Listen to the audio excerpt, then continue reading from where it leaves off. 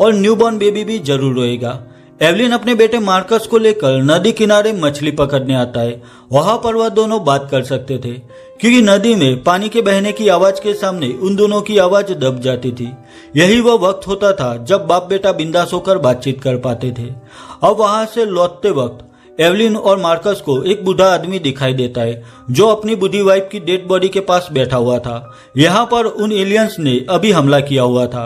अब अपनी वाइफ की मौत से वह बूढ़ा आदमी भी डिप्रेशन में आकर जोर से चिल्लाने लगता है। अब उसकी आवाज सुनकर एक एलियन तेजी से वहां आकर उस बूढ़े आदमी को भी मार देता है। एवलिन और मार्कस वहां से बच निकलते हैं, पर दूसरी ओर ली की डिलीवरी का वक्त आ गया था। वो भागकर बेसमेंट में जाने की कोशिश करती है, पर सीढ़ी पर निकली हुई एक कील उसके पांव में चुभ जाती है, जिससे ली सीढ़ी से फिसलकर नीचे गिर जाती है। ली के गिरने से आवाज होती है, जिससे वो एलियन आवाज की ओर आने लगते हैं।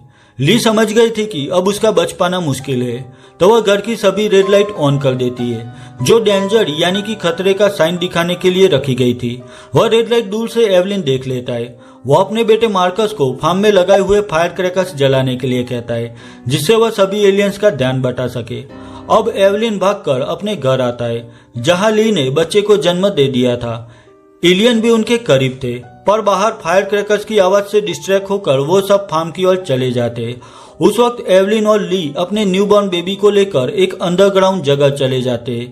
वहां वो आवाज को रोकने के लिए कुशन्स का इस्तेमाल करता है। वही वो बच्चे को ऑक्सीजन लगाकर एक बॉक्स में बंद कर देता है, जिससे उसके रोने की आवाज बाहर ना जा सके। वही दूसरी ओर रीजन और मार्कस फार्म में खो जाते। वहां एलियन उन दोनों पर हमला करते। एलियन के करीब आते ही रीजन की ईयर मशीन से एक हाई फ्रीक्वेंसी आवाज निकलती है। अब यहाँ पर उस आवाज से उस एलियन को तकलीफ होती है, तो वो